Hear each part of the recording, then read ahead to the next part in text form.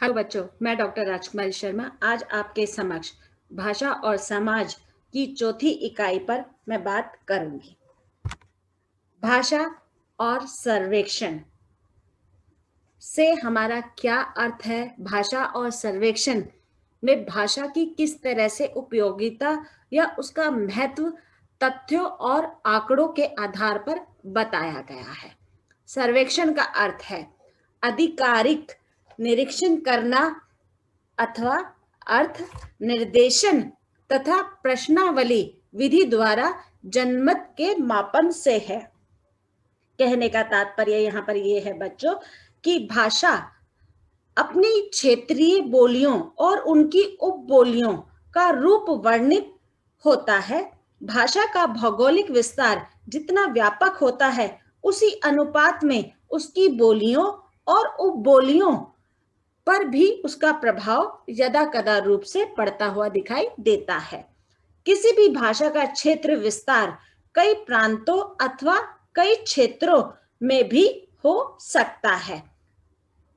उपभाषा, हम किस तरह से भाषा, उपभाषा और बोली के आधार पर हम भाषा का रूप या उसके आंकड़े का निर्धारण करते हुए दिखाई देते हैं। उससे पहले इस इकाई को यानी कि चौथी इकाई को भाषा और सर्वेक्षण को 4 आधारों पर विभक्त किया गया है।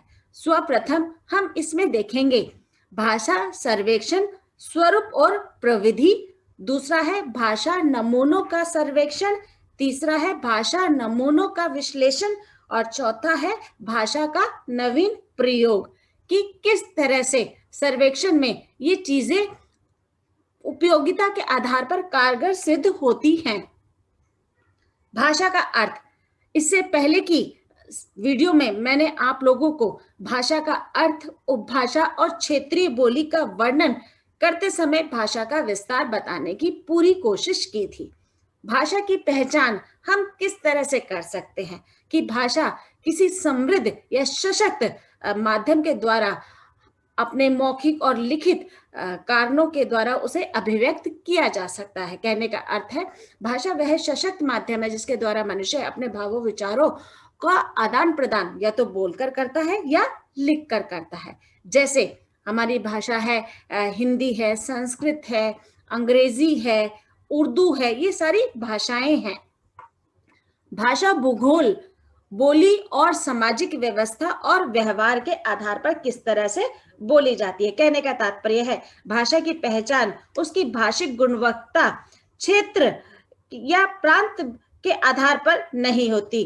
कई बार राजनीतिक, सामाजिक, सांस्कृतिक द्वारा भी इसको आंका जा सकता है।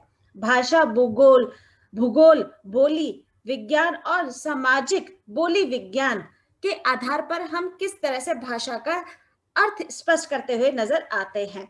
भाषा भूगोल में किसी निश्चित भाषा समुदाय के अंतर्गत भाषिक अंतर, विभिन्नताओं तथा सामान्यताओं के विस्तार तथा विवरण के द्वारा व्यक्त किया जा सकता है। भाषाविदों ने इसे 3 आधारों पर विभक्त करने का प्रयास किया है: केंद्रीय क्षेत्र, अविष्ट क्षेत्र और संक्रमण क्षेत्र। इन तीनों का मैं अर्थ बताते हुए इनकी व्यापकता का रूप स्वरूप यहां पर रखूंगी। केंद्रीय क्षेत्र से हमारा तात्पर्य है कि कोई क्षेत्र अधिक महत्व रखता है भाषा की दृष्टि से, जहां नवीन अन्वेषणों तथा परिवर्तनों का विस्तार किया जाता है। दूसरा है बेटा इसमें अविष्ट क्षेत्र। केंद्रीय क्षेत्र के प्रभाव से अछूते रह जाते हैं, जहां भाषा का प्रयोग प्राचीन शुद्ध रूप से बचा हुआ दिखाई देता है। संक्रमण क्षेत्र से हमारा तात्पर्य है कि संक्रमण क्षेत्र के पास पास होने के कारण, भौगोलिक क्षेत्रों में प्रयुक्त होने के कारण कुछ भाषाएं एक दूसरे के संपर्क में रहती हैं और उसकी व्यवस्था, स्थिति, परिस्थिति का प्रभाव किस तरह से पड़ते हुए दिखाई देता है, उसका रूप स्वरूप यहाँ पर व्यक्त करते हुए भी नजर आता है। भाषा सर्वेक्षण या सर्वेक्षण का अर्थ हम देखते हैं कि किस तरह से सर्वेक्षण का अर्थ विभिन्न आधारों पर व्यक्त किया जा सकता है। जैसे कि हमने यहाँ पर देखा है कि किस तरह से सर्वेक्षण का जो रूप स्वरूप है वह आधार का स्पष्टीकरण करते हुए दिखाई देता है। सर्वेक्षण मानचित्र या विन्यास को बनाया जाता है विभिन्न लक्षण परिवर्तन को समझने के लिए एवं क्षेत्र अध्ययन के लिए एक भूगोल वेता के लिए भाषा का सर्वेक्षण कर मानचित्र एक अनिवार्य हो जाता है। कहने का तात्पर्य है इसमें हम उस सर्वेक्षण के आधार पर 3 आधारों को व्यक्त किया गया है, स्पष्टता के आधार पर, शुद्धता के आधार पर और विस्तृत जानकारी के आधार पर इसे हम व्यक्त करते हुए नजर आते हैं कि किस तरह से भाषा का जो सर्वेक्षण है वह विभिन्न आधारों पर व्यक्त होता हुआ दिखाई देता है। भाषा सर्वेक्षण का अर्थ, भाषा भूगोल का सीधा संबंध भाषा सर्वेक्षण की प्रक्रिया से है। भाषा सर्वेक्षण से प्राप्त सामग्री एवं तथ्यों के आधार पर तथ्यों के आधार पर किसी भाषा का ऐतिहासिक विकास को हम समझ सकते हैं। तथ्यों के आधार पर इसे 2 रूपों में विभक्त किया गया है। सर्वप्रथम बोली मानचित्र और दूसरा है बोली कोश। अब मैं इन दोनों का यहाँ पर अर्थ स्पष्ट करते हुए उनका आधार बताऊंगी।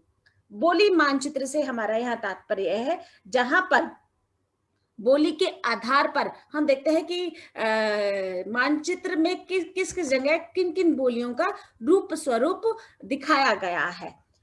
पहला है पारंपरिक चिन्ह, बिंदु, वृत्त, त्रिभुज आदि को मातृभाषा लोगों के भाषिक व्यवहार में पाया जाता है। यानी कि हम किस बोली के आधार पर हम उनकी भाषा को, उनकी संस्कृति को, उनके पहनावे को, उनकी मौखिक या लिखित अभिव्यक्ति को समझ सकते हैं।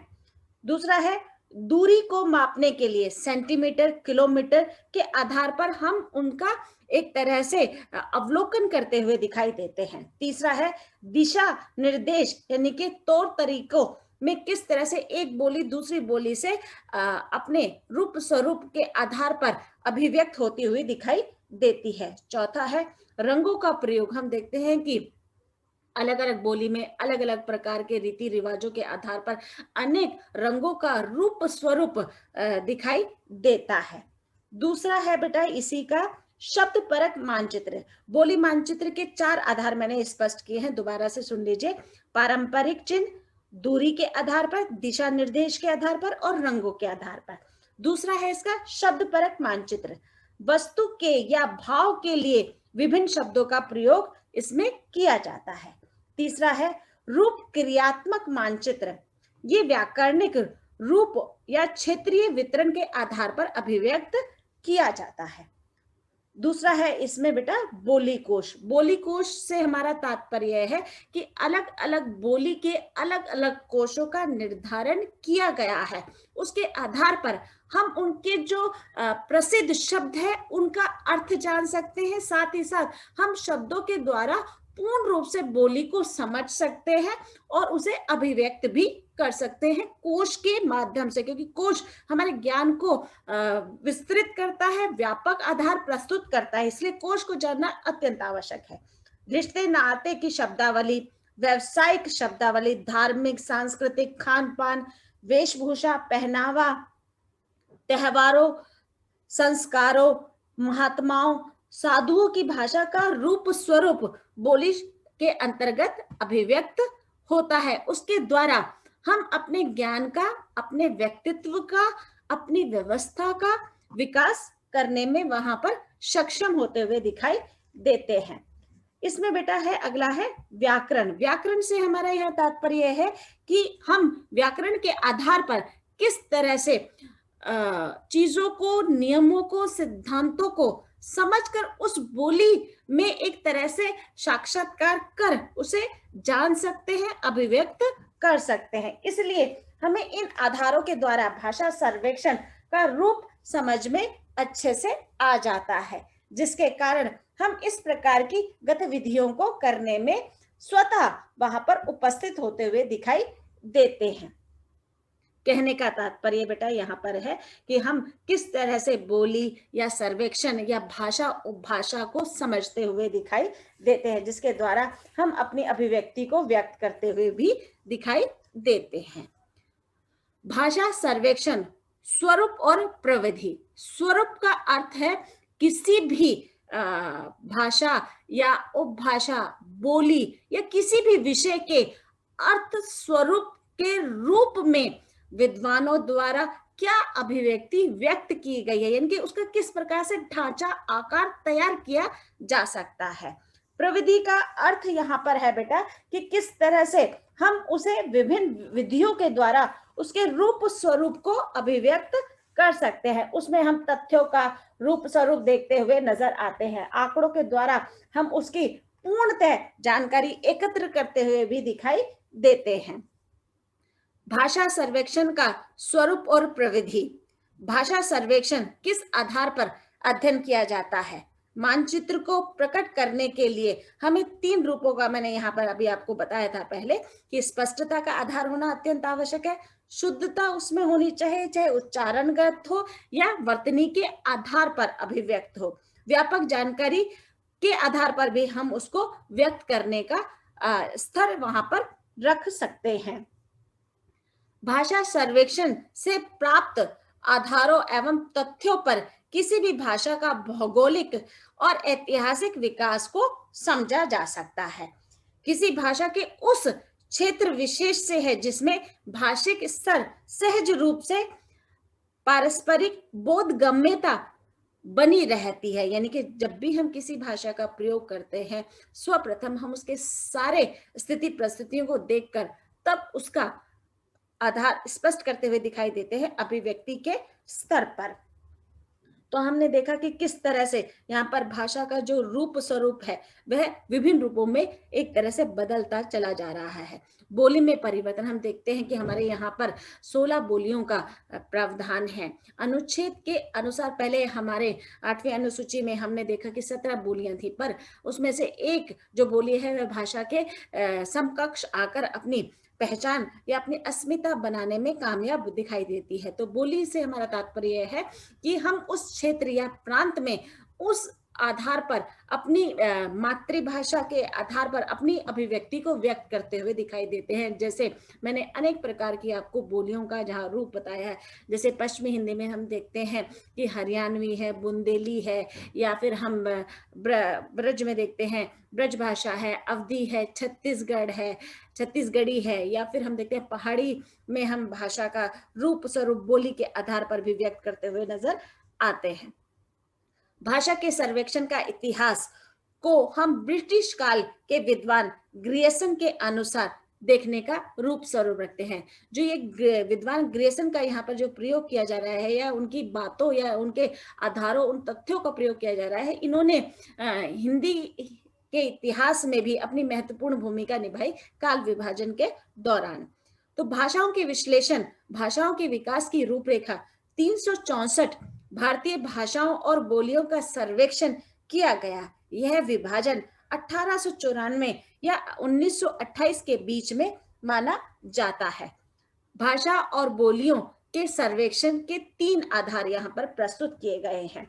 मैं इससे पहले सर्वेक्षण का रूप स्वरूप आपको बता दूं कि भाषा सर्वेक्षण में भारत की सभी भाषाओं का सर्वे करके पता चला है कि भारत की 780 भाषाओं में से 400 भाषाएं एक तरह से लुप्त हो गई हैं, विलुप्त होने के कारागार पे है, यानी कि अनुमान है। 50 वर्षों में दुनिया की 4000 भाषाओं पर खतरा मंडरा रहा है। इनमें से 10% 400 भाषाएं भारत की ही होंगी। भारत लोक भाषा सर्वेक्षण के अध्यक्ष भाषाविद गणेश एन देवी ने माना है कि 22 भाषाओं को बोलने वाले लोगों की संख्या करीब 2 करोड़ से ज्यादा है। इनमें हम देखते हैं कि इन भाषाओं को फिल्म उद्योग, संगीत, परंपरा, शिक्षा की उपलब्धता और फलते फूलते मीडिया का समर्थन हासिल होता हुआ दिखाई देता है। समाचार एजेंसी गणेश देवी ने यह भी माना है कि सबसे ज्यादा खतरा तटीय क्षेत्रों में बोली जाने वाली भाषाओं पर मंडरा रहा है। कई भाषाएं लुप्त होने के कगार पर हैं। आजीविका के आधार पर हम देखें तो बोलने वालों की संख्या कम से कम होती जा रही है।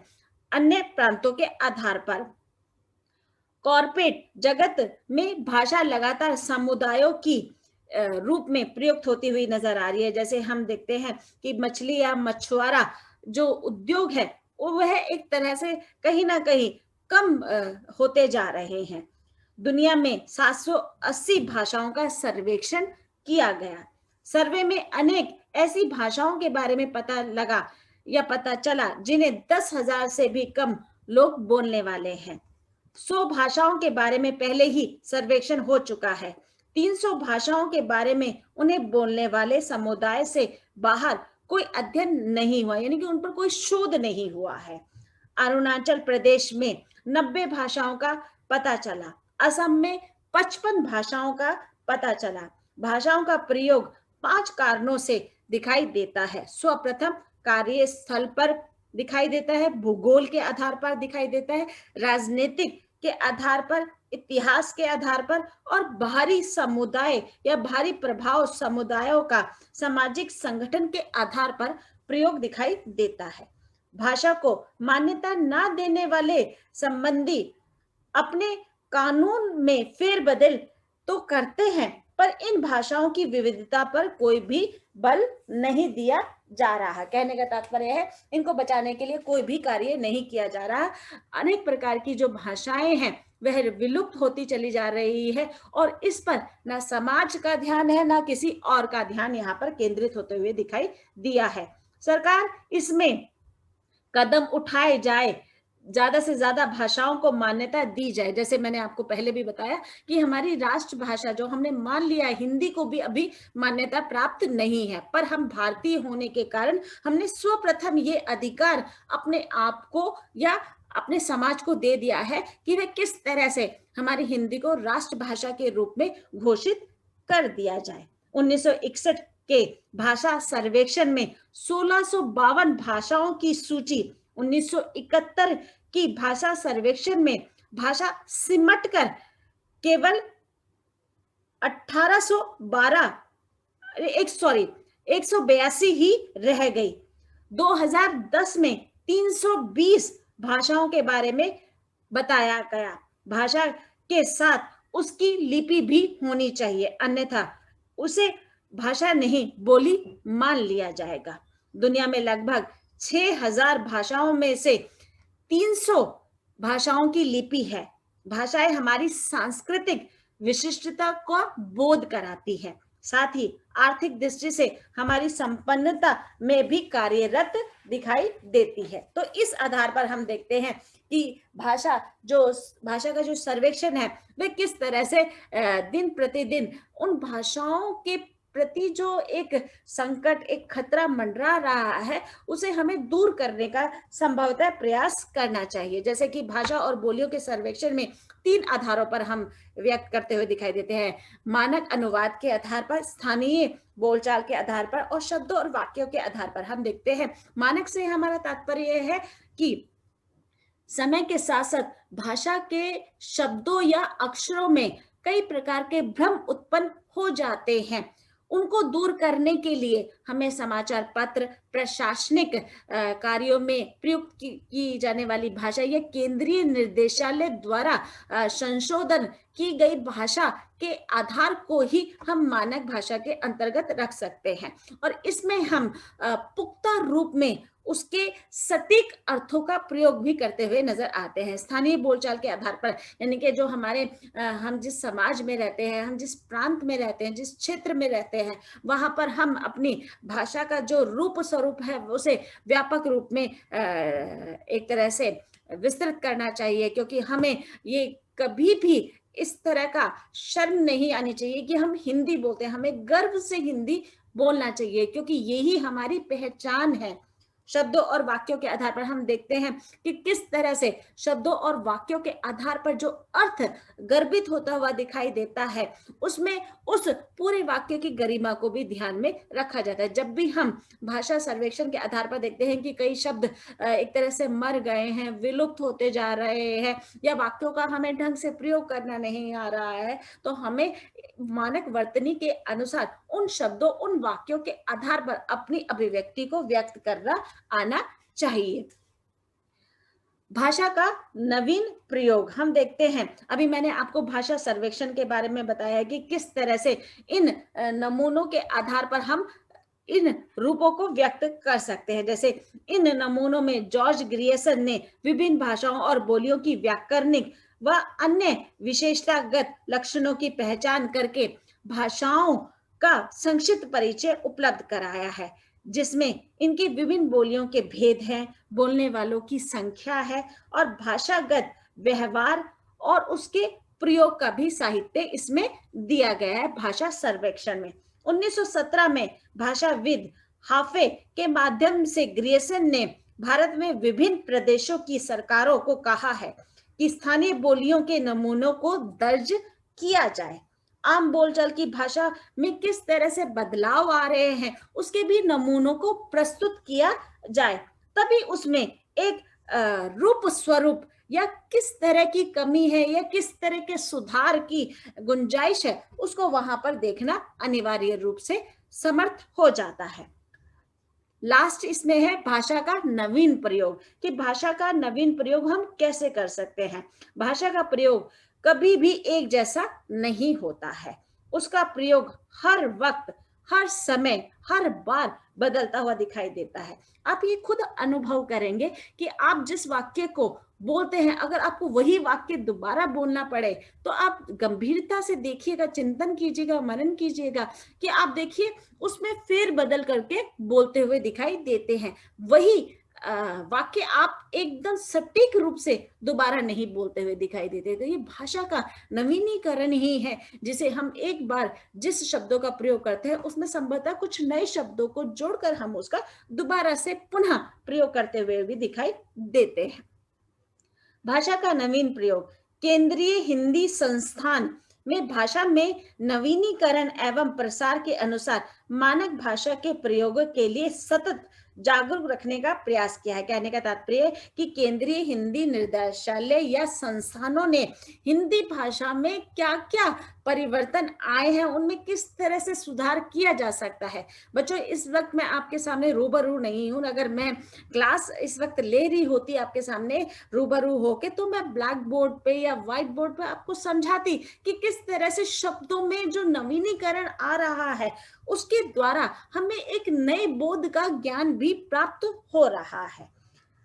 नवीनीकरण प्रयोजन मूलक भाषा भेदों का सर्वेक्षण एवं अनुसंधान किया जा रहा है। यानी कि इसमें प्रयोजन मूलक भाषा भेदों का सर्वेक्षण एवं उनमें नए नए शोध की विधियां अंकित करके उस भाषा में अनेक प्रकार के विद्वानों द्वारा अभिव्यक्त भाषा के संशोधनों को प्रस्तुत किया गया है। हिंदी शिक्षण परिशिक्षण पाठ्यक्रमों का सर्वेक्षण, कि हम देख रहे हैं कि किस तरह से पाठ्यक्रमों में भी परिवर्तन आ रहा है।